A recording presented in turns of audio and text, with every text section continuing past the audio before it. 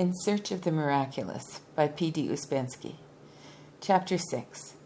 The first reason for man's inner slavery is his ignorance, and above all his ignorance of himself. Without self-knowledge, without understanding the working and the functions of his machine, man cannot be free. He cannot govern himself, and he will always remain a slave and the plaything of the forces acting upon him. This is why, in all ancient teachings, the first demand at the beginning of the way to liberation was, know thyself. We shall speak of these words now. The next lecture began precisely with the words, know thyself. These words, said G being Gurdjieff, these words, said G, which are generally ascribed to Socrates, actually lie at the basis of many systems and schools far more ancient than the Socratic. But although modern thought is aware of the existence of this principle, it has only a very vague idea of its meaning and significance.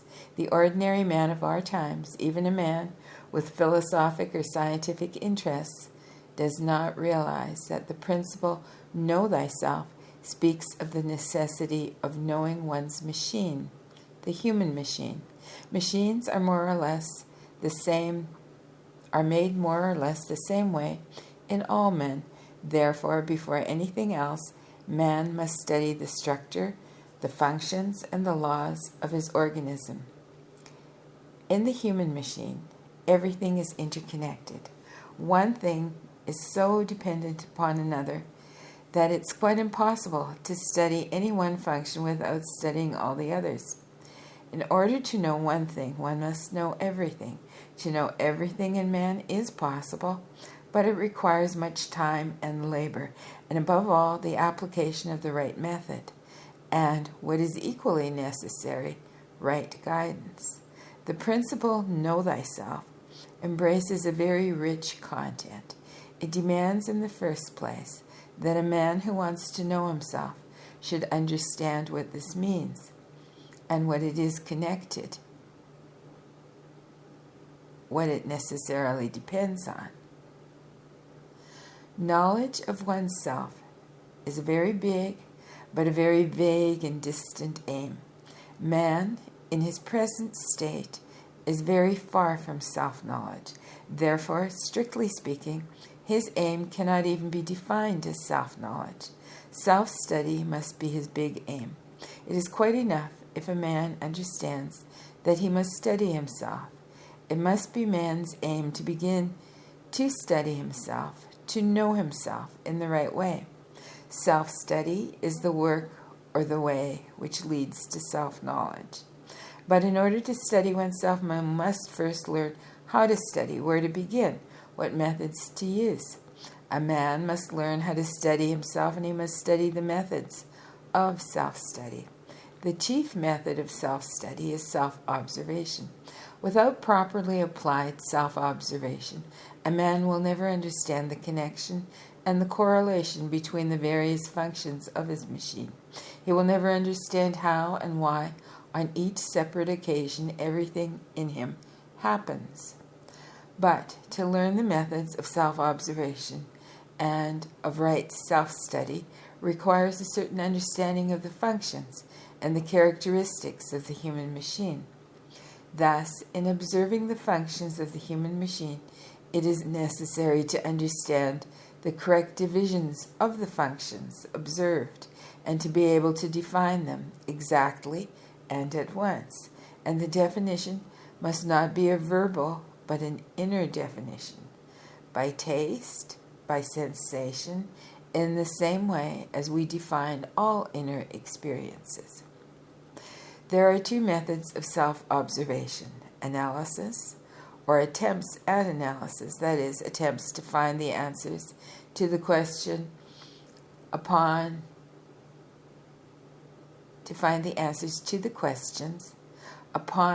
what does a certain thing depend, and why does it happen?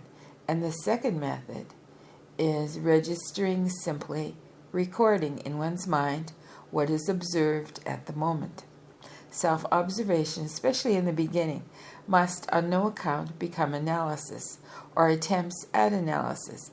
Analysis will only become possible much later, when a man knows all the functions of his machine and all the laws which govern it. In trying to analyze some phenomenon that he comes across within him, a man generally asks, "What is this? Why does it happen this way and not in some other way?" And he begins to seek an answer to these questions, forgetting all about future observations. Becoming more and more engrossed in these questions, he completely loses the thread of self-observation and even forgets about it. Observation stops. It is clear from this that only one thing can go on, either observation or attempts at analysis. But even apart from this, attempts to analyze separate phenomena without a knowledge of the general laws are a completely useless waste of time, because it is possible to analyze even the most elementary phenomena. A man must accumulate a sufficient quantity of material by means of recording in quotes. Recording, that is, the result of direct observation of what is taking place at a given moment, is the most important material in the work of self-study. When a certain number of records have been accumulated, and when, at the same time, laws to a certain extent have been studied and understood, analysis becomes possible. From the very beginning, observation or recording must be based upon the understanding of the fundamental principles of the activity of the human machine. Self-observation cannot be properly applied without knowing these principles, without constantly bearing them in mind. Therefore, ordinary self-observation, in which all people are engaged all their lives, is entirely useless and leads nowhere. Observation must begin with the division of functions. All the activity of the human machine is divided into 4 sharply defined groups, each of which is controlled by its own special mind or center. In observing himself, a man must differentiate between the 4 basic functions of his machine: the thinking, the emotional, the moving, and the instinctive. Every phenomenon that a man observes in himself is related to one or the other of these functions. Therefore, before beginning to observe, a man must understand how the functions differ, what intellectual activity means, what emotional activity means, what moving activity means, and what instinctive activity means. Observation must begin from the beginning. All previous experience, the results of all previous self-observation, must be laid aside. They may contain much valuable material, but all this material is based upon wrong divisions of the functions observed, and is wrongly divided. It cannot therefore be utilized. At any rate, it cannot be utilized at the beginning of the work of self-study. What is of value in it will, at the proper time, be taken up and made use of. But it is necessary to begin from the beginning. A man must begin observing himself as though he did not know himself at all, as though he had never observed himself. When he begins to observe himself, he must try to determine at once to what group, to which center belong the phenomena he is observing at that moment. Some people find it difficult to understand the difference between thought and feeling. Others have difficulty in understanding the difference between feeling and sensation, between a thought and a moving impulse. Speaking on very broad lines, one may say that the thinking function always works by means of comparison. Intellectual conclusions are always the result of the comparison of 2 or more impressions. Sensations and emotion do not reason, do not compare. They simply define a given impression by its aspect, by its being pleasant or unpleasant in one sense or another, by its color, taste, or smell. Moreover, sensations can be indifferent, neither warm nor cold, neither pleasant nor unpleasant. White paper, red pencil. In the sensation of white or red, there is nothing either pleasant or unpleasant. At any rate, there need not necessarily be anything pleasant or unpleasant connected with this or that color. These sensations, the so-called five senses, the others, like the feeling of warmth, cold, and so on, are instinctive. Feeling functions or emotions are always pleasant or unpleasant. Indifferent emotions do not exist. The difficulty of distinguishing between the functions is increased by the fact that people differ very much in the way they feel their functions. This is what we do not generally understand. We take people to be much more alike than they really are. In reality, however, there exist between them great differences in the forms and methods of their perception. Some perceive chiefly through their mind, others through their feeling, and others through sensation. It's very difficult, almost impossible for men of different categories and of different modes of perception to understand one another, because they call one and the same thing by different names, and they call different things by the same name. Besides this, various other combinations are possible. One man perceives by thoughts and sensations, another by thoughts and feelings, and so on. One or another mode of perception is immediately connected with one or another kind of reaction to external events. The result of this difference in perception and reaction to external events is expressed in the first place by the fact that people do not understand one another, and in the second by the fact that they do not understand themselves. Very often a man calls his thoughts or his intellectual perceptions his feelings, calls his feelings his thoughts, and his sensations his feelings. This last is the most common. If two people perceive the same thing differently, let us say that one perceives it through feeling and another through sensation, they may argue all their lives and never understand in what consists the difference of their attitude to a given object. Actually, one sees one aspect of it, another a different aspect. In order to find a way of discriminating, we must understand that every normal psychic function is a means or an instrument of knowledge. With the help of the mind, we see one aspect of things and events. With the help of emotions, another aspect. With the help of sensations, a third aspect. The most complete knowledge of a given subject possible for us can only be obtained if we examine it simultaneously with our mind, feelings, and sensations. Every man who is striving after right knowledge must aim at the possibility of attaining such perception. In ordinary conditions, man sees the world through a crooked, uneven window, and even if he realizes this, he cannot alter anything. This or that mode of perception depends upon the work of his organization as a whole. Let me read that again. This or that mode of perception depends upon the work of his organism as a whole.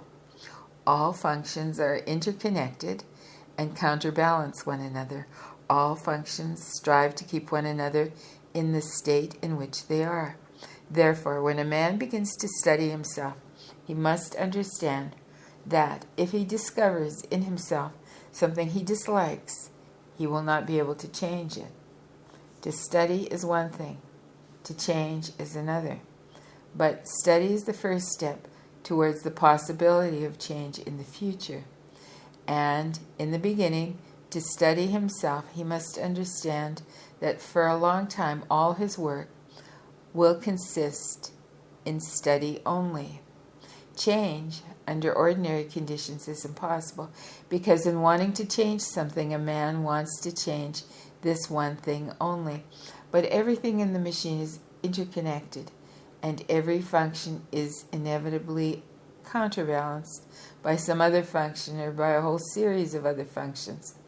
Although we are not aware of this interconnection of the various functions within ourselves, the machine is balanced in all its details at every moment of its activity. If a man observes in himself something that he dislikes and begins making efforts to alter it, he may succeed in obtaining a certain result. But together with this result, he will inevitably obtain another result which he did not in the least expect or desire, and which he could not have suspected. By striving to destroy or annihilate everything that he dislikes, by making efforts to this end, he upsets the balance of the machine. The machine strives to re-establish the balance, and re-establishes it by creating a new function, which the man could not have foreseen. For instance, a man may observe that he is very absent-minded, that he forgets everything, loses everything, and so on. He begins to struggle with this habit, and if he is sufficiently methodical and determined, he succeeds after a time in attaining the desired results. He ceases to forget and lose things. This he notices, but there is something else that he does not notice, which other people notice, namely, that he has grown irritable, pedantic, fault-finding, disagreeable. Irritability has appeared as the result of his having lost his absent-mindedness. Why? It is impossible to say. Only detailed analysis of a particular man's mental qualities can show why the loss of one quality has caused the appearance of another. This does not mean that the loss of absent-mindedness must necessarily give rise to irritability. It's just as easy for some other characteristic to appear that has no relation to absent-mindedness at all. For instance, stinginess or envy or something else. So, if one works on oneself properly, one must consider the possible supplementary changes and take them into account beforehand. Only in this way is it possible to avoid undesirable changes or the appearance of qualities which are utterly opposed to the aim and the direction of the work. But in the general plan of the work and functions of the human machine, there are certain points in which a change may be brought about without giving rise to any supplementary results. It is necessary to know what these points are, and it is necessary to know how to approach them. For if one does not begin with them, one will either get no result at all, or wrong and undesirable results. Having fixed in his own mind the difference between the intellectual, the emotional, and the moving functions, a man must, as he observes himself, immediately refer his impressions to this or that category. At first, he must take mental note of only such observations as regards which he has no doubt whatever, that is, those where he sees at once to what category they belong. He must reject all vague or doubtful cases and remember only those which are unquestionable. If the work is carried on properly, the number of unquestionable observations will rapidly increase, and that which seemed doubtful before will be clearly seen to belong to the first, the second, the third center. Each center has its own memory, its own associations, its own thinking. As a matter of fact, each center consists of three parts: the thinking, the emotional, and the moving. But we know very little about this side of our nature. In each center, we know only one part. Self-observation, however, will very quickly show us that our mental life is much richer than we think, or in any case that it contains more possibilities than we think. At the same time as we watch the work of the centers, we shall observe side by side with their right working, their wrong working, that is, the working of one center for another, the attempts of the thinking center to feel or pretend what it feels, the attempts of the emotional center to think, the attempts of the moving center to think and feel. As has been said already, one center working for another is useless in certain cases, for it preserves the continuity of mental activity. But in becoming habitual, it becomes at the same time harmful, since it begins to interfere with right working by enabling each center to shirk its own direct duties and to do not what it ought to be doing, but what it likes best at the moment. In a normal, healthy man, each center does its own work, that is, the work for which it was especially destined and which it can best perform. There are situations in life which the thinking center alone can deal with and can find a way out of. If at this moment the emotional center begins to work instead, it will make a muddle of everything, and the result of its interference will be most unsatisfactory.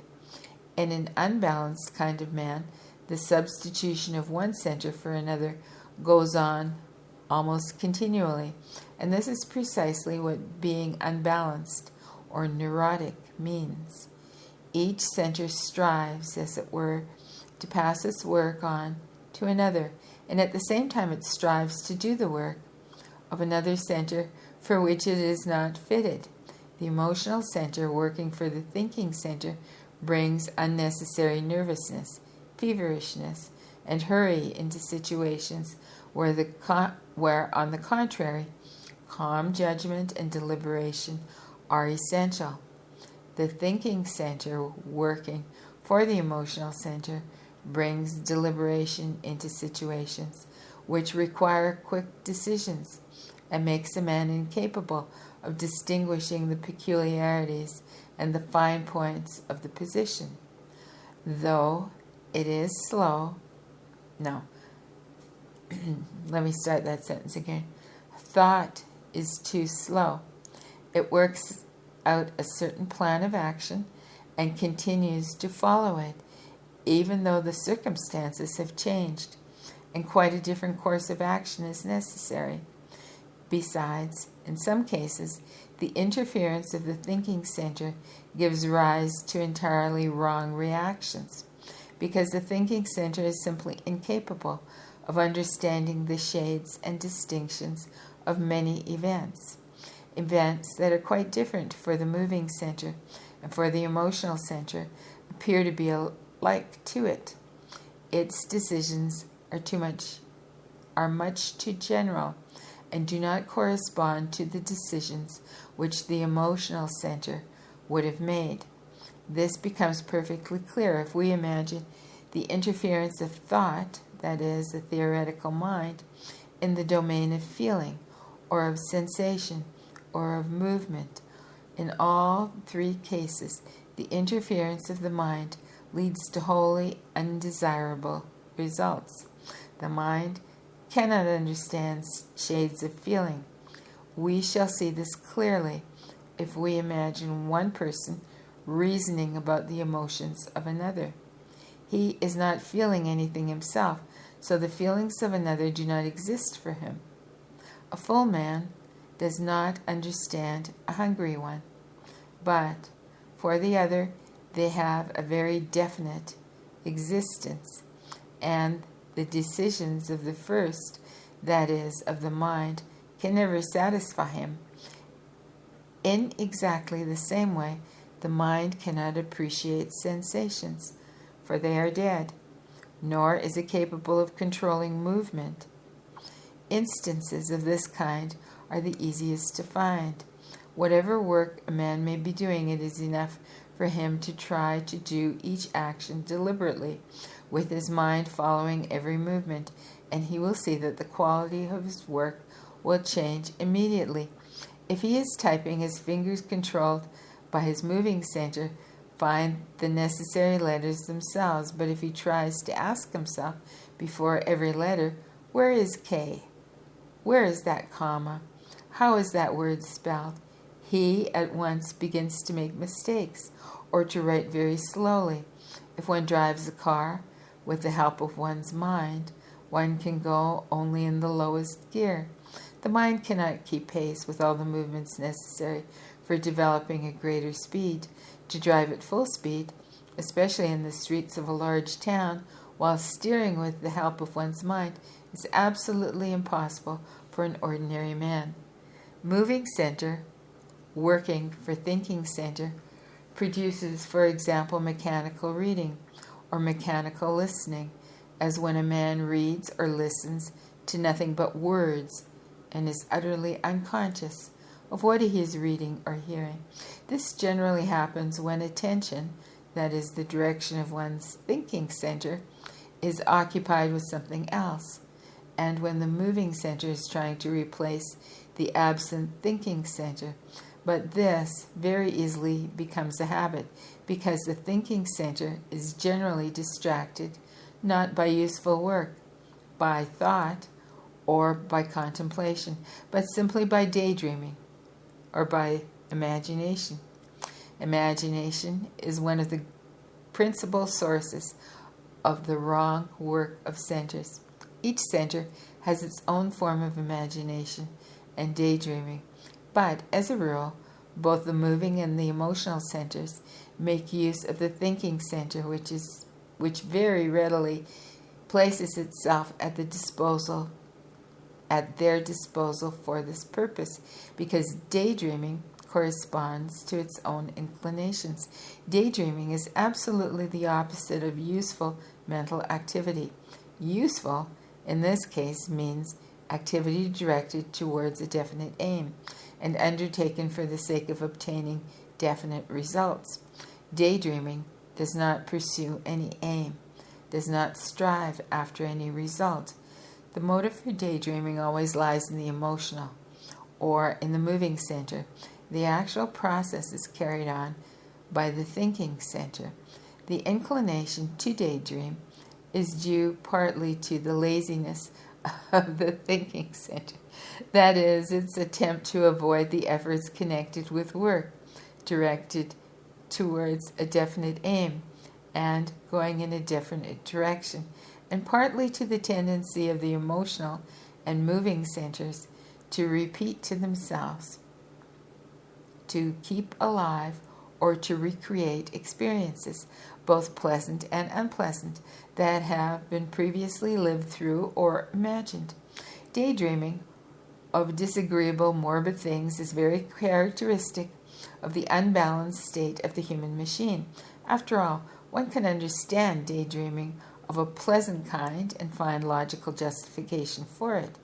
Daydreaming of an unpleasant character is an utter absurdity, and yet so many people spend 9/10 of their lives in just such painful daydreams about misfortunes which may overtake them or the family, about illnesses they may contract, or sufferings they will have to endure. Imaginings and daydreamings are instances of the wrong work in the thinking center. Observation of the activity of imagination and daydreaming forms a very important part of self-study. The next object of self-observation may be habits in general. Every grown-up man consists wholly of habits, although he is often unaware of it, and even denies having any habits at all. This can never be the case. All three centers are filled with habits, and a man never knows himself until he has studied all his habits. The observation and the study of habits is particularly difficult because in order to see and record them, one must escape from them, free oneself from them, if only for a moment. So long as a man is governed by a particular habit, he does not observe it, but at the very first attempt, however feeble, to struggle against it, he feels it and he notices it. Therefore, in order to observe and study habits, one must try to struggle against them. This opens up a practical method of self-observation. It has been said before that a man cannot change anything in himself, that he can only observe and record. This is true, but it's also true that a man cannot observe and record anything if he does not try to struggle with himself, that is, with his habits. This struggle cannot yield direct results, that is to say, cannot lead to any change, especially to any permanent and lasting change, but it shows what is there. Without a struggle, a man cannot see that what he consists of. The struggle with small habits is very difficult and boring, but without self-observation is impossible. Even at the first attempt to study the elementary activity of the moving center, a man comes up against habits. For instance, a man may want to study his movements, may want to observe how he walks, but he will never succeed in doing so for more than a moment if he continues to walk in the usual way. But if he understands that his usual way of walking consists of a number of habits, for instance, of taking steps of a certain length, walking at a certain speed, and so on, and he tries to alter them, that is, to walk faster or slower, to take bigger or smaller steps, he will be able to observe himself and to study his movements as he walks. If a man wants to observe himself when he is writing, he must take note of how he holds his pen and try to hold it in a different way from the usual. Observation will then become possible. In order to observe himself, a man must try to walk not in his habitual way. He must sit in an unaccustomed attitude. He must stand when he is accustomed to sit. He must sit when he is accustomed to stand.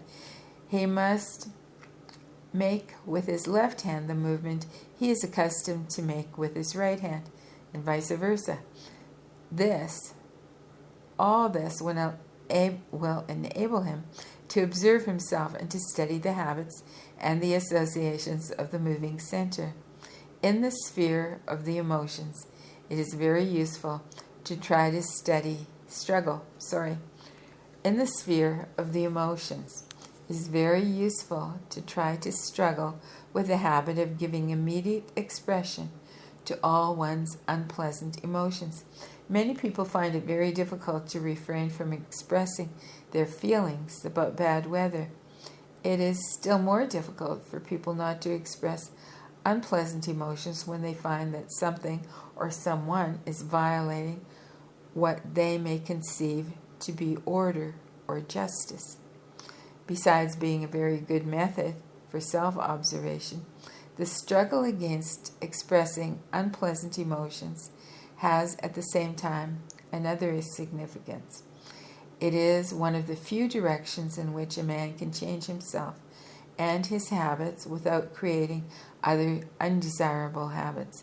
Therefore, self-observation and self-study must from the first be accompanied by the struggle against the expression of unpleasant emotions. If he carries out all these rules while he observes himself, a man will record a whole series of very important aspects to his being. To begin with, he will record with unmistakable clearness the fact that his actions, thoughts, feelings, and words are the result of external influences, and that nothing comes from himself. He will understand and he will see that he is, in fact, an automaton, acting under the influences of external stimuli. He will feel his complete mechanicalness. Everything happens. He cannot do anything. He is a machine controlled by accidental shocks from outside. Each shock calls to the surface one of his eyes.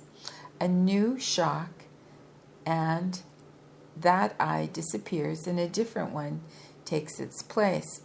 Another small change in the environment, and again there is a new eye. A person will begin to understand that he has no control over himself whatever, and he does not know what he may say or do the next moment. He will begin to understand that he cannot answer for himself, even for the shortest length of time.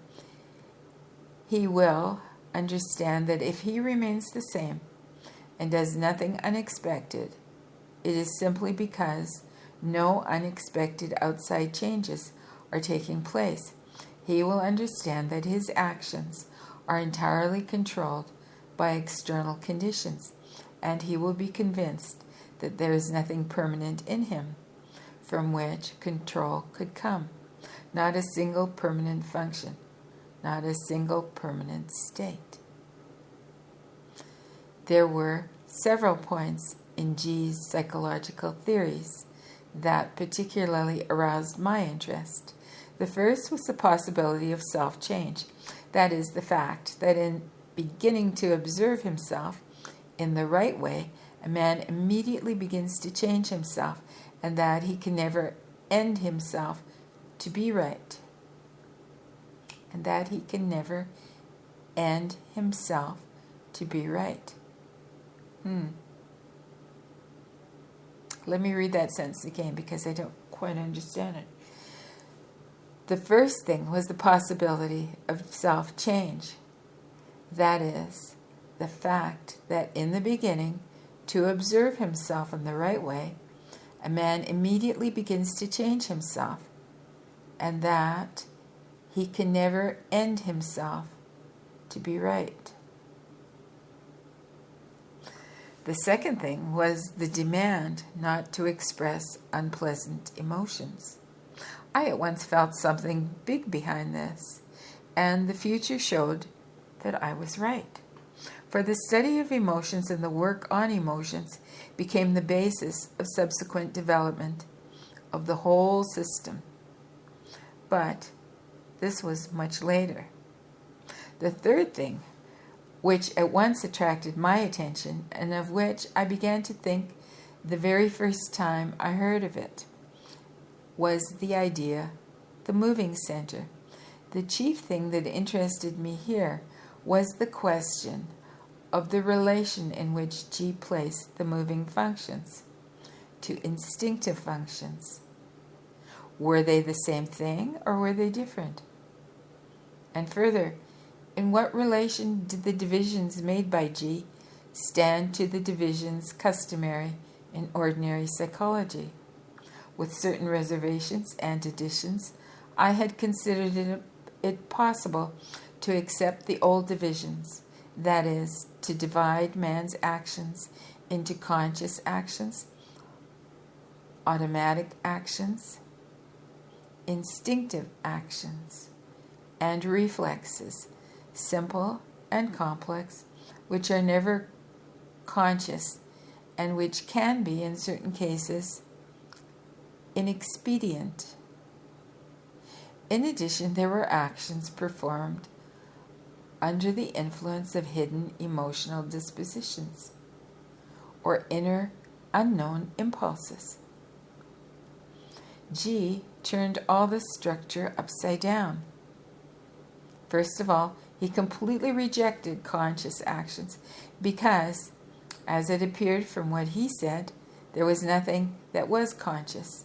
The term subconscious, which plays such a large part in the theories of some authors, became quite useless and even misleading because phenomena of quite different categories were classified under the category of subconscious.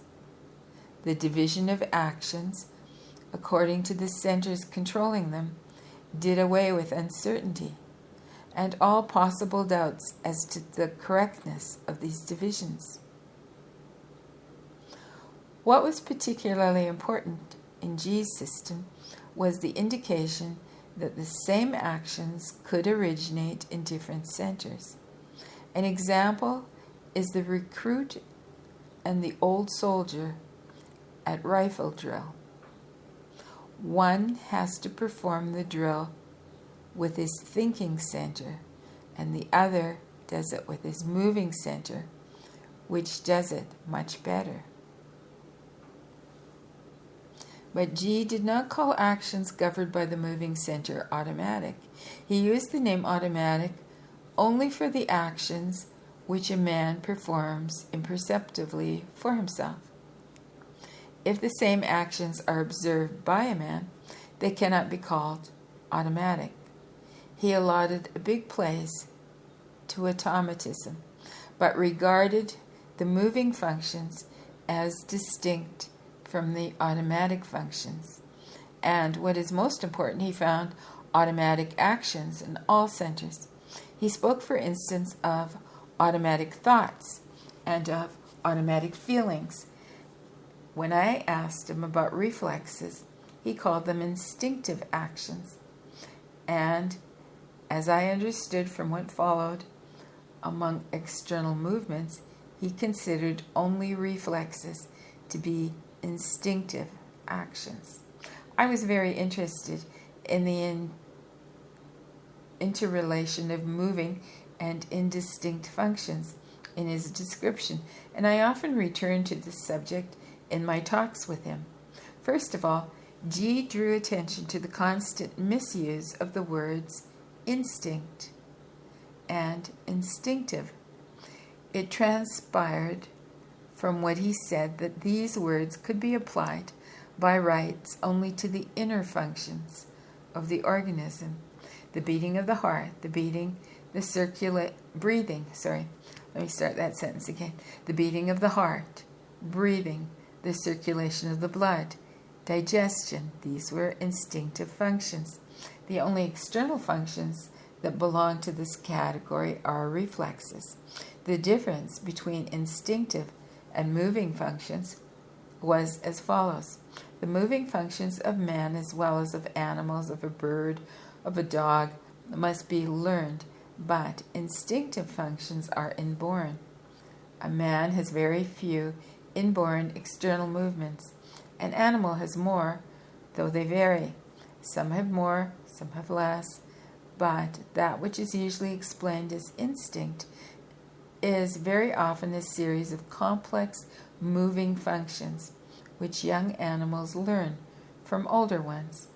One of the chief properties of the moving center is its ability to imitate. The moving center imitates what it sees without reasoning. This is the origin of the legends that exist about the wonderful intelligence of animals, or the instinct that takes the place of intelligence and makes them perform a whole series of very complex and expedient actions. The idea of an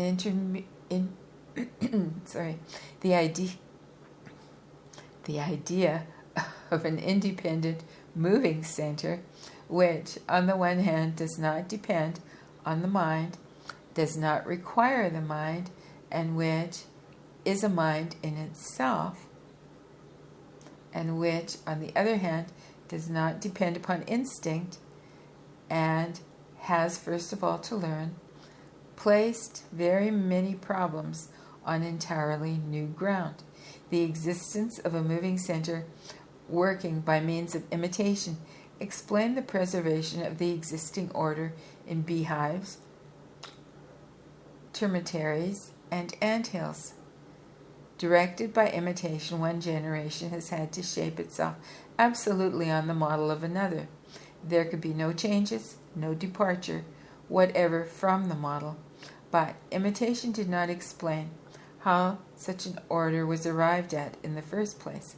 I wanted very much to speak to G about this as well as about other things connected with it, but G eluded such conversations by leading them up to man and to real problems of self-study. Then a great deal was elucidated for me by the idea that each center was not only a motive force, but also a receiving apparatus, working as a receiver for different and sometimes very distant influences. When I thought of what had been said about wars, revolutions, migrations of peoples, and so on, when I pictured how masses of humanity could move under the control of planetary influences, I began to understand our fundamental mistake in determining the actions of an individual. We regard the actions of an individual as originating in himself. We do not imagine that the masses may consist of automatons obeying external stimuli and may move not under the influence of the will, consciousness, or inclination of the individuals, but under the influence of external stimuli, coming possibly from very far away. Can the instinctive and the moving functions be controlled by two distinct centers? I asked G. They can, and to them must be added the sex center. These are the three centers of the lower story. The sex center is the neutralizing center in relation to the instinctive and the moving centers. The lower story can exist by itself because the three centers in it are the conductors of the three forces. The thinking and the emotional centers are not indispensable for life. Which of them is active and which is passive in the lower story? It changes, said G. One moment, the moving center is active and the instinctive is passive. Another moment, the instinctive is active and the moving is passive. You must find examples of both states in yourself. But besides the different states, there are also different types. In some people, the moving center is more active, in others, the instinctive center. But for the sake of convenience in reasoning, and particularly in the beginning, when it's possible only to explain the principles, we take them as one center with different functions, which are on the same level. If you take the thinking, the emotional, and the moving centers, then they work on different levels. The moving and the instinctive on one level. Later on, you will understand what these levels mean and upon what they depend. And this concludes chapter 6. And I hope you're enjoying this. I'm finding it very dense, but that last chapter was really interesting. Much food for thought. So, till soon.